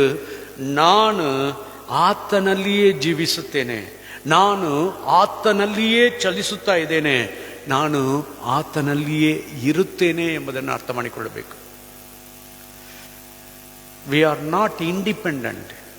ತಿರುಗಿ ಹೇಳ್ತಾನೆ, ನಾವೆಲ್ಲ ಸ್ವತಂತ್ರರಲ್ಲ. ದೇವರನ್ನು ಬಿಟ್ಟು ನಾನು ಒಬ್ಬಂಟಿಗನು ಅಲ್ಲವೇ ಅಲ್ಲ, ನಾವು ಏಕಾಂಗಿಗಳು ಅಲ್ಲ. ನೀವು ತಿಳ್ಕೊಳ್ಳಬೇಕಾದ ಒಂದು, ನಾವು ಸದಾಕಾಲ ದೇವರಲ್ಲಿ ಇರುತ್ತೇವೆ. ಇಮ್ಯಾನ್ಯುವೇಲನು ಸದಾಕಾಲ ನಮ್ಮೊಂದಿಗೆ ಇರುತ್ತಾನೆ. ಇದನ್ನು ಯಾವಾಗಲೂ ನೆನಪು ಮಾಡಿಕೊಳ್ಳ್ರಿ. At no time God leaves you. ಯಾವುದು ಸಮಯದಲ್ಲಿಯೂ ನಿನ್ನನ್ನು ಬಿಟ್ಟು ಅಗಲುವುದಿಲ್ಲ. ಹಳೆಯ ಒಡಂಬಡಿಕೆಗೂ ಹೊಸ ಒಡಂಬಡಿಕೆಗೂ ಏನು ವ್ಯತ್ಯಾಸ? ಹಳೆಯ ಒಡಂಬಡಿಕೆಯಲ್ಲಿ ಪರಿಶುದ್ಧಾತ್ಮನು ಬರುವನು, ಹೋಗಿಬಿಡ್ತಾನೆ, ಅಗಲಿ ಬಿಡ್ತಾನೆ. ಆದರೆ ಹೊಸ ಒಡಂಬಡಿಕೆಯಲ್ಲಿ ಆತನು ಬಂದು ನಮ್ಮಲ್ಲಿ ನೆಲೆಸಿರುತ್ತಾನೆ. That is very important. ಆ ದೇವರು ನಮ್ಮೊಂದಿಗೆ ಇರುತ್ತಾನೆ ಎಂಬುದನ್ನು ತಿಳ್ಕೊಳ್ಳೋಣ. ಈ ರೀತಿಯಲ್ಲಿ ನಮ್ಮನ್ನು ಉಂಟು ಮಾಡಿ ಸಂರಕ್ಷಿಸುವ ದೇವರು, ಆ ಸಾಕ್ಷಿಯಾಗಿಯೇ ನಾವು ಕೀರ್ತನೆ 23 ಓದುತ್ತೇವೆ. ಅವನು ತನ್ನ ಅನುಭವವನ್ನು ಹೇಳ್ತಾನೆ. ದೇವರು ನನ್ನನ್ನು ಹೇಗೆ ಒದಗಿಸಿಕೊಟ್ಟು ಸಂರಕ್ಷಿಸಿ ನನ್ನನ್ನು ಆಶೀರ್ವದಿಸಿ ನಡೆಸ್ತಾನೆ ಎಂಬುದನ್ನು ಹೇಳ್ತೇವೆ. ಈ ಮನೋಭಾವನೆಯಲ್ಲಿ ಓದಿ ನೋಡ್ರಿ, ಯೆಹೋವನು ನನಗೆ ಕುರುಬನು, ಕೊರತೆ ಪಡೆನು. ನಾವು ಕುರುಬನು ಅಂತ ಹೇಳಿದ ಕೂಡಲೇ ನಾವು ಶೆಪರ್ಡ್ ಎಂಬುದಾಗಿ ತಿಳ್ಕೊಳ್ತೇವೆ. ಆಕ್ಚುಲಿ ಇಲ್ಲಿ ಅದನ್ನ ಅರ್ಥ ಏನಂದ್ರೆ, ಹಿ ಈಸ್ ದ ಸಸ್ಟೈನರ್. ನಮ್ಮನ್ನು ಸಂರಕ್ಷಿಸಿ ನಮಗೆ ಒದಗಿಸಿಕೊಟ್ಟು ಪೋಷಿಸುವವನಾಗಿ ಆತನಿದ್ದಾನೆ. ಇದನ್ನು ನೀವು ತಿಳ್ಕೊಳ್ಬೇಕು. ಸಕಲವನ್ನು ಕೊಟ್ಟು ನಮ್ಮ ಜೀವನವನ್ನು ಆಶೀರ್ವದಿಸುತ್ತಾನೆ. ಯೆಹೋವನು ನನಗೆ ಕುರುಬನು, ಕೊರತೆ ಪಡವನು. ಆತನು ಹಸುರುಗಾವಲುಗಳಲ್ಲಿ ನನ್ನನ್ನು ತಂಗಿಸುತ್ತಾನೆ, ವಿಶ್ರಾಂತಿಕರವಾದ ನೀರುಗಳ ಬಳಿಗೆ ಬರಮಾಡುತ್ತಾನೆ. ನನ್ನ ಪ್ರಾಣವನ್ನು ಉಜ್ಜೀವಿಸ ಮಾಡಿ ತನ್ನ ಹೆಸರಿಗೆ ತಕ್ಕಂತೆ ನೀತಿ ಮಾರ್ಗಗಳಲ್ಲಿ ನನ್ನನ್ನು ನಡೆಸುತ್ತಾನೆ. ನಾನು ಕಾರ್ಗತ್ತಲಿನ ಕಣಿವೆಯಲ್ಲಿ ನಡೆಯುವಾಗಲೂ ನೀನು ಹತ್ತಿರ ಇರುವುದರಿಂದ ಕೇಡಿಗೆ ಹೆದರೆನು. ನಿನ್ನ ದೊಣ್ಣೆಯು ನಿನ್ನ ಕೋಲು ನನಗೆ ಧೈರ್ಯ ಕೊಡುತ್ತದೆ. ವೈರಿಗಳ ಮುಂದೆಯೇ ನೀನು ನನಗೋಸ್ಕರ ಔತಣವನ್ನು ಸಿದ್ಧಪಡಿಸುತ್ತಿ, ನನ್ನ ತಲೆಗೆ ತೈಲವನ್ನು ಹಚ್ಚಿಸುತ್ತಿ, ನನ್ನ ಪಾತ್ರೆಯು ತುಂಬಿ ಹೊರಸೂಸುತ್ತದೆ. ನಿಶ್ಚಯವಾಗಿ ನನ್ನ ಜೀವಮಾನದೆಲ್ಲ ಶುಭವು ಕೃಪೆಯು ನನ್ನನ್ನು ಹಿಂಬಾಲಿಸುವು. ನಾನು ಸದಾಕಾಲವು ಯೆಹೋವನ ಮಂದಿರದಲ್ಲಿ ವಾಸಿಸುವೆನು.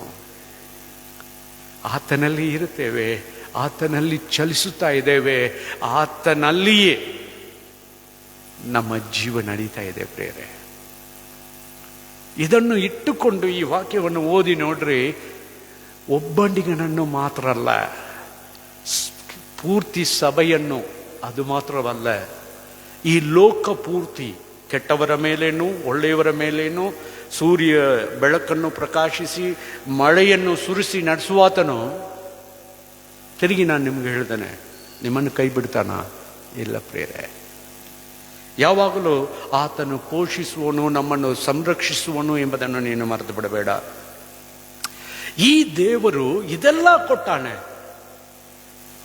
ಇದು ಮಾತ್ರ ಕೊಡಲಿಲ್ಲ ಪ್ರೇರೆ. ಆತನು ತನ್ನನ್ನೇ ಕೊಟ್ಟನು.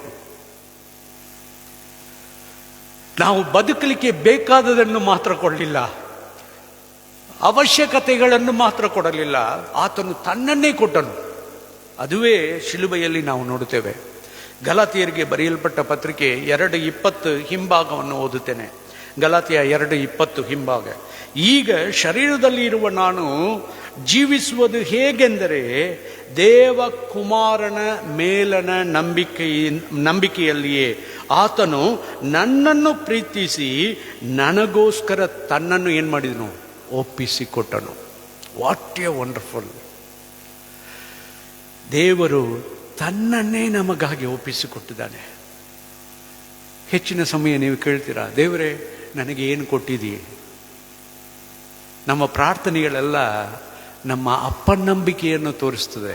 ಇನ್ನೊಂದು ರೀತಿಯಲ್ಲಿ ಹೇಳ್ತೇನೆ, ನಮಗೆ ಅರಿವಿಲ್ಲದ ಒಂದು ಜೀವಿತವನ್ನು ನಡೆಸ್ತೇವೆ ಎಂಬುದನ್ನು ತೋರಿಸ್ತದೆ. ನೀನು ಏನನ್ನು ಕೊಡುತ್ತೀ ಎಂದು ಕೇಳುತ್ತೇವೆ. ದೇವರು ಏನು ಹೇಳ್ತಾನೆ ಗೊತ್ತಾ? ಆಲ್ರೆಡಿ ನನ್ನನ್ನೇ ನಾನು ನಿನಗೆ ಕೊಟ್ಟಿದ್ದೇನೆ. ವಾಟ್ ನಾಟ್, ಯಾವುದನ್ನು ನಿನಗೆ ಕೊಡಲಿಲ್ಲ, ನನ್ನನ್ನೇ ಕೊಟ್ಟಿದ್ದೇನೆ. ತಾಯಿ ತಂದೆಯರು ಹೇಳುವುದಕ್ಕಿಂತ ನನ್ನ ದೇವರು ಹೇಳಲಿಕ್ಕೆ ಶಕ್ತನು. ನಮ್ಮ ತಾಯಿ ತಂದೆಯರು ಜೀವವನ್ನು ಕೊಟ್ಟು ನಮ್ಮನ್ನು ಉಳಿಸಲಿಲ್ಲ, ಪ್ರಾಣ ಕೊಟ್ಟಿರಬಹುದಲ್ವ ನಾವು ಬದುಕುವಂಥದ್ದಕ್ಕೆ. ಆದರೆ ಆತನು ತನ್ನ ಜೀವವನ್ನು, ತನ್ನ ಒಂದೇ ಬಾಳ್ವೆಯನ್ನು ಕೊಟ್ಟು ಆತನು ಹೇಳ್ತಾನೆ, ನಾನು ನನ್ನನ್ನೇ ನಿನಗೆ ಕೊಟ್ಟಿದ್ದೇನೆ. ಯೋಚನೆ ಮಾಡೋಣ ಪ್ರಿಯರೇ. ಈಗ ಆತನು ನನ್ನನ್ನು ಪ್ರೀತಿಸಿ ನನಗೋಸ್ಕರ ತನ್ನನ್ನು ಒಪ್ಪಿಸಿ ಬಿಟ್ಟನು. He surrendered, he gave himself voluntarily. ಸ್ವ ಇಚ್ಛೆಯಿಂದ, ಪರಿಪೂರ್ಣ ಮನಸ್ಸಿನಿಂದ ತನ್ನನ್ನೇ ಒಪ್ಪಿಸಿ ಬಿಟ್ಟನು ನಮಗಾಗಿ. ಎಫೆಸದವರಿಗೆ ಬರೆಯಲ್ಪಟ್ಟ ಪತ್ರಿಕೆ 5ನೇ ಅಧ್ಯಾಯ 2ನೇ ವಾಕ್ಯ. ಎಫೆಸ 5:2. ಕ್ರಿಸ್ತನು ನಿಮ್ಮನ್ನು ಪ್ರೀತಿಸಿ ನಮ್ಮ ಎಲ್ಲರಿಗೋಸ್ಕರ ತನ್ನನ್ನೇ ದೇವರಿಗೆ ಸುಗಂಧ ವಾಸನೆಯಾದ ಕಾಣಿಕೆಯಾಗಿಯೂ ಯಜ್ಞವಾಗಿಯೂ ಸಮರ್ಪಿಸಿಕೊಂಡ ಪ್ರಕಾರ ಎಂಬುದಾಗಿ ಬರೆದಿದೆ. ನಿಮ್ಮನ್ನು ಪ್ರೀತಿಸಿ ಅಂತ ಇಲ್ಲಿ ಹೇಳುತ್ತಾನೆ. ಆತನು ನನ್ನನ್ನು ಪ್ರೀತಿಸಿ ಅಂತ ಮಾತಾಡಲಿಲ್ಲ. ಆದರೆ ನೆಕ್ಸ್ಟ್ ಅವನು ಹೇಳ್ತಾನೆ, ನಮ್ಮೆಲ್ಲರಿಗೋಸ್ಕರ. ನಾನು ಹೇಳಿದರೂ ಕೂಡ ನಿಮ್ಮನ್ನು ಪ್ರೀತಿಸಿ ನಮ್ಮೆಲ್ಲರಿಗೋಸ್ಕರ ತನ್ನನ್ನೇ ದೇವರಿಗೆ ಆತನು ಬಲಿಯಾಗಿ ಕೊಟ್ಟನು. ಪ್ರಿಯರೇ, ನಿಮ್ಮ ಜೀವಿತದಲ್ಲಿ ದೇವರು ನಮಗಾಗಿ ತನ್ನನ್ನು ಕೊಟ್ಟು ಬಿಟ್ಟನು ಎಂಬುದನ್ನು ನೀವು ನೋಡುವುದಾದರೆ ಆತನು ಏನು ಹೇಳ್ತಾನೆ ಗೊತ್ತಾ? ನಾನು ಹೇಗೆ ನನ್ನನ್ನೇ ನಿನಗೆ ಕೊಟ್ಟೇನೋ ಅದೇ ಪ್ರಕಾರ ನೀವು ಪ್ರೀತಿಯಲ್ಲಿ ನಡೆದುಕೊಳ್ಳಿರಿ. ತೀತನು 2ನೇ ಅಧ್ಯಾಯ 14, ತೀತನು 2ನೇ ಅಧ್ಯಾಯ 14, ಅದರಲ್ಲಿ ಕೊನೆಯ ಭಾಗವನ್ನು ಓದ್ತೇನೆ ಪ್ರಿಯರೇ. ನಮಗೋಸ್ಕರ ತನ್ನನ್ನು ಒಪ್ಪಿಸಿಕೊಟ್ಟನು. ನಮಗೋಸ್ಕರ ತನ್ನನ್ನು ಒಪ್ಪಿಸಿಕೊಟ್ಟನು.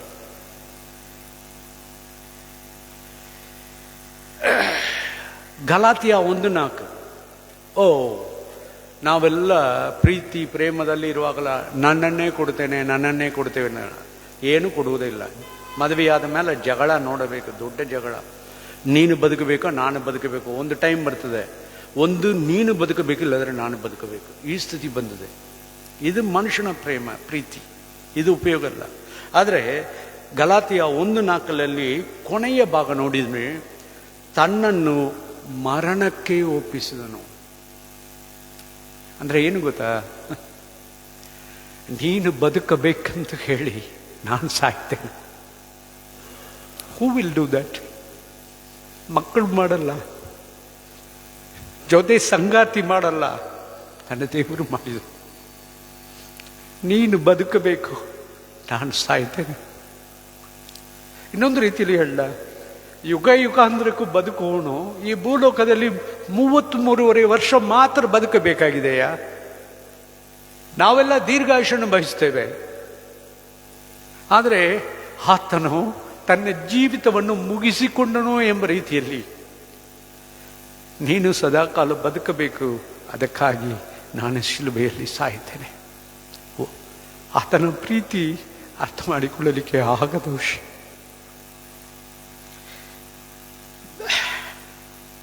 ಎಫೆಸ 5:25 ಈ ರೀತಿಯಲ್ಲಿ ಹೇಳುವಂತ ಕ್ರಿಸ್ತನು ಹೇಳ್ತಾನೆ. ಅದೇ ರೀತಿಯಲ್ಲಿ ಪೌಲನು ಬರೆಯುತ್ತಾನೆ, ಪುರುಷರೇ ಕ್ರಿಸ್ತನು ಸಭೆಯನ್ನು ಪ್ರೀತಿಸಿದ ಪ್ರಕಾರವೇ ನೀವು ನಿಮ್ಮ ಹೆಂಡತಿಯರನ್ನು ಪ್ರೀತಿಸಿರಿ. ಇನ್ನೂ ನಾವು ದೇವರ ಪ್ರೀತಿಯನ್ನೇ ಅರ್ಥ ಮಾಡಿಕೊಳ್ಳಲಿಲ್ಲ. ಎಲ್ಲಿಂದ ಪ್ರೀತಿ ತೋರಿಸೋದು? Why we cannot show love to others?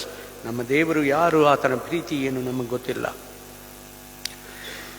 ರೋಮ 8ನೇ ಅಧ್ಯಾಯ 32, ರೋಮ 8:32 ಅದರಲ್ಲಿ 2ನೇ ಭಾಗ ಅಂದರೆ ಹಿಂಭಾಗವನ್ನು ಓದ್ತಾನೆ. ಮಗನನ್ನು ಕೊಟ್ಟ ಮೇಲೆ ಸಮಸ್ತವನ್ನು ನಮಗೆ ದಯಪಾಲಿಸದೇ ಇರುವನೇ? ಮಗನನ್ನು ಕೊಟ್ಟ ಮೇಲೆ ಸಮಸ್ತವನ್ನು ನಮಗೆ ದಯಪಾಲಿಸದೇ ಇರುವನೇ? ತಂದೆ ತನ್ನ ಮಗನನ್ನು ನಮಗಾಗಿ ಕೊಟ್ಟನು, ಸಮಸ್ತವನ್ನು ಕೊಡಲಿಕ್ಕೆ ಆತನು ಶಕ್ತನಾಗಿದ್ದಾನೆ. ನನ್ನ ಪೋಷಕನು ಬರೀ ಮಾತಿನಲ್ಲಿ ಅಲ್ಲ, ಬರೀ ವಾಗ್ದಾನಗಳಲ್ಲಿ ಅಲ್ಲ, ಆತನು ತನ್ನನ್ನೇ ಕೊಟ್ಟಾನೆ. ಅದು ಮಾತ್ರ ಅಲ್ಲ, ತನಗಿರುವುದೆಲ್ಲ ನಮಗೆ ಕೊಡ್ತಾನೆ. ನಮ್ಮನ್ನು ಬಾಧ್ಯರಾಗಿ ಆತನು ಮಾಡಿದ್ದಾನೆ ಪ್ರಿಯರೇ. What are all his heritages? All the things belongs to us. ಅದೆಲ್ಲ ನಮಗೆ. ದಯಮಾಡಿ ನಾವು ಯಾವಾಗಲೂ ದೇವರನ್ನು ನೆನಪು ಮಾಡಿಕೊಂಡು ಬದುಕೋಣ. ಇವತ್ತು ನಾನು ನಿಮಗೆ ಹೇಳುವುದು, ನನ್ನ ಅವಶ್ಯಕತೆಗಳು ಮಾತ್ರ ಅಲ್ಲ, ನಿನ್ನನ್ನೇ ನೀನು ಕೊಟ್ಟಿದೀಯಾ. ಥ್ಯಾಂಕ್ ಯು ಲಾರ್ಡ್, ನಿನಗೆ ಸ್ತೋತ್ರ. ನಾನು ಬದುಕಬಹುದು, ನಾನು ಚಲಿಸಬಹುದು, ನಾನು ಕೃತ್ಯಗಳನ್ನು ಮಾಡಬಹುದು, ಈಗ ಲೋಕದಲ್ಲಿ ಸಕಲ ಒಳ್ಳೆಯತನಗಳನ್ನು ನಾನು ನಡೆಸಬಹುದು. ಕಾರಣ ನೀನು ನನಗಾಗಿ ಇದ್ದಿ, ನನಗಾಗಿ ನಿನ್ನನ್ನೇ ಕೊಟ್ಟಿದ್ದಿ, ಸಕಲವನ್ನು ಕೊಟ್ಟಿದ್ದಿ.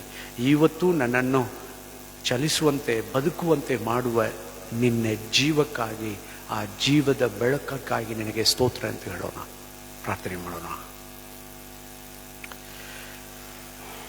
ಪೋಷಕನೇ, ನಿನಗೆ ಸ್ತೋತ್ರವನ್ನು ಸಲ್ಲಿಸ್ತೇವೆ. ನಮ್ಮನ್ನು ಸಂರಕ್ಷಿಸುವವನೇ ನಿನಗೆ ಸ್ತೋತ್ರ. ನಮಗೆ ರಕ್ಷಣೆ ನೀಡಿದಾತನೇ ನಿನಗೆ ಸ್ತೋತ್ರ. ನಮಗಾಗಿ ನಿನ್ನನ್ನೇ ಒಪ್ಪಿಸಿಕೊಟ್ಟವನೇ ನಿನಗೆ ಸ್ತೋತ್ರ. ಮರಣಕ್ಕೆ ನೀನು ಪಾಲಾಗಿದಿ, ನಮ್ಮ ಪಾಲು ಅದು, ಆದರೆ ನೀನು ಅದನ್ನು ತಗೊಂಡು, ಅದಕ್ಕಾಗಿ ನಿನಗೆ ಸ್ತೋತ್ರ. ಯೇಸುವೇ, ಸತ್ತೇನು ಯುಗ ಯುಗಾಂತರಕ್ಕೂ ಬದುಕುವವನಾಗಿ ಇದ್ದೇನೆ ಎಂಬುದಾಗಿ ಹೇಳಿ ಸತ್ತವರೊಳಗಿಂದ ಎದ್ದು ಬಂದು ಜೀವಿಸುತ್ತಿರುವ ಕ್ರಿಸ್ತನೇ, ನಿನ್ನನ್ನೇ ಆಧಾರ ಮಾಡಿಕೊಂಡು ಬದುಕುವ ಒಂದು ಜೀವನವನ್ನು ನಮಗೆ ಕೊಡು. ನಾವು ಏನೋ ಅಪನಂಬಿಕೆಯಲ್ಲಿ ಬಳಲುತ್ತಾ ಇದ್ದೇವೆ.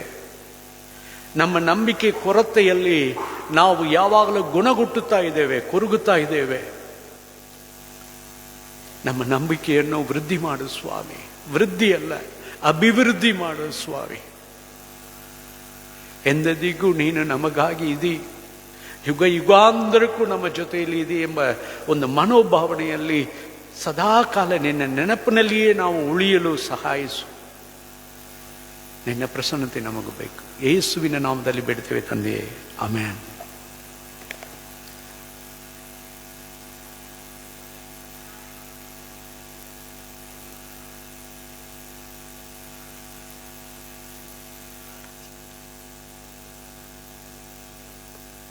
ಉತ್ತಮ ಸಂದೇಶ ಕೊಟ್ಟಂಥ ಸೇವಕರಿಗೆ, ಸಭಾಪಾಲಕರು, ಸಭಾಪಾಲನಾ ಸಮಿತಿ, ಸಭೆಯ ತಮ್ಮೆಲ್ಲರಿಗೂ ಯೇಸು ಕ್ರಿಸ್ತನ ನಾಮದಲ್ಲಿ ವಂದನೆಗಳನ್ನು ಸಲ್ಲಿಸುವನಾಗಿದ್ದೇನೆ. ಕೊನೆಯದಾಗಿ ನಾವು ಸಂಗೀತದಲ್ಲಿ 76ನೇ ಸಂಗೀತವನ್ನು ಹಾಡಿಕೊಳ್ಳೋಣ. 76, ಅದರಲ್ಲಿ ಮೊದಲನೇ ಚರಣ ಮತ್ತು 2ನೇ ಚರಣ. ಒಂದು ವಿನಂತಿ, ಈ ಸಂಗೀತ ಹಾಡಿದ ಮೇಲೆ ಇಂದಿನಿಂದ ಪ್ರಾರಂಭವಾಗುವಂಥ PUC ಪರೀಕ್ಷೆಗೆ ಬರೆಯುವಂಥ ವಿದ್ಯಾರ್ಥಿನಿಯರು ದಯಮಾಡಿ ಮುಂದೆ ಬರಬೇಕು. ಅವರಿಗಾಗಿ ಸಭಾಪಾಲಕರು ಪ್ರಾರ್ಥನೆ ಮಾಡಲಿದ್ದಾರೆ. PUC ಪರೀಕ್ಷೆ ಬರೆಯುವಂಥ ವಿದ್ಯಾರ್ಥಿನಿಯರು ಮುಂದೆ ಬರಬೇಕಾಗಿ ತಮ್ಮಲ್ಲಿ ವಿನಂತಿ ಮಾಡಿಕೊಳ್ತೇನೆ. ಸಂಗೀತ 76.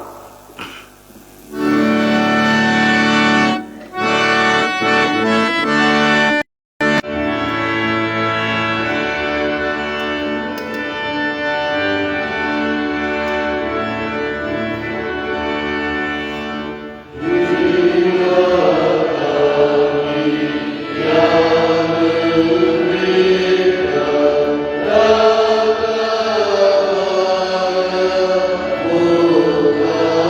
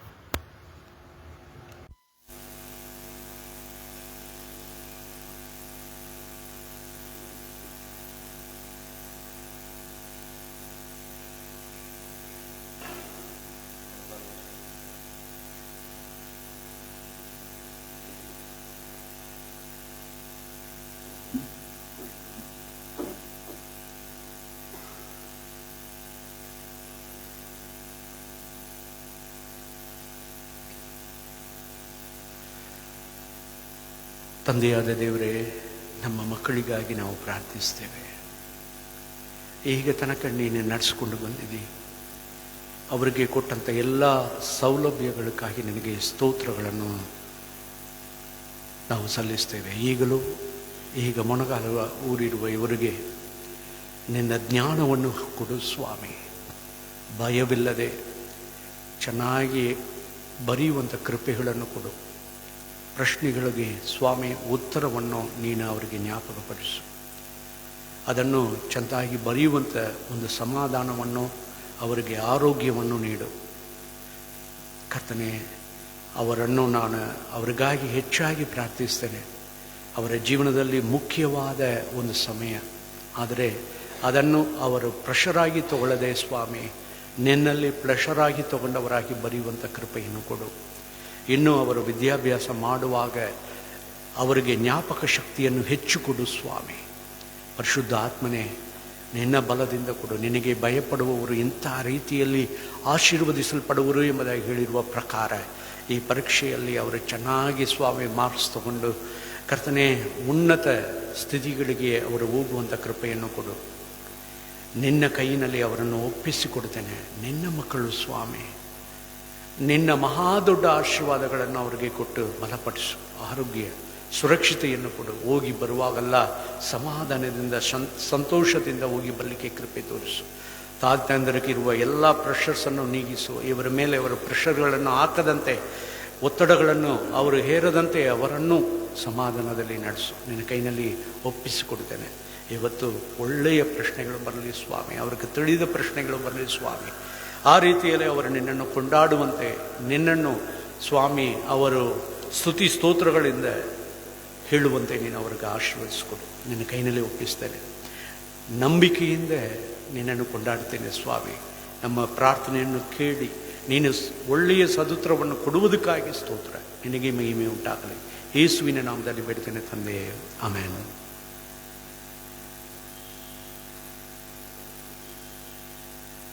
So congratulations.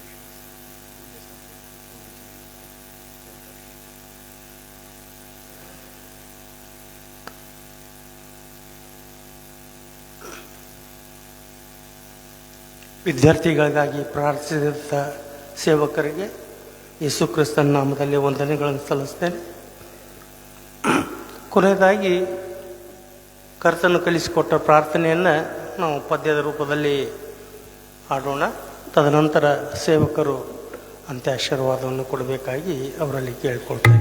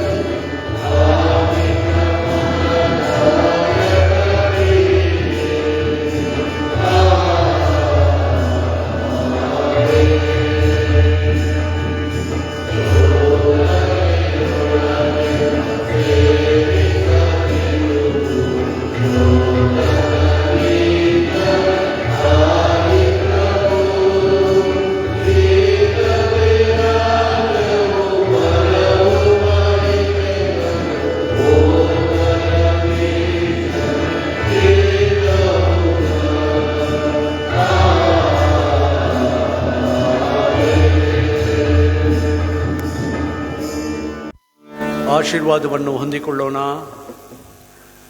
ನಮ್ಮ ಕರ್ತನಾದ ಯೇಸು ಕ್ರಿಸ್ತನ ಕೃಪೆಯು, ತಂದೆಯಾದ ದೇವರ ಪ್ರೀತಿಯು, ಪರಿಶುದ್ಧ ಆತ್ಮನ ಐಕ್ಯವೂ ಅನ್ಯೋನ್ಯತೆಯು ನಮ್ಮೊಂದಿಗೆ ಈಗಲೂ ಸದಾ ಕಾಲವೂ ನೆಲೆಗೊಂಡಿರಲಿ. ಆಮೆನ್.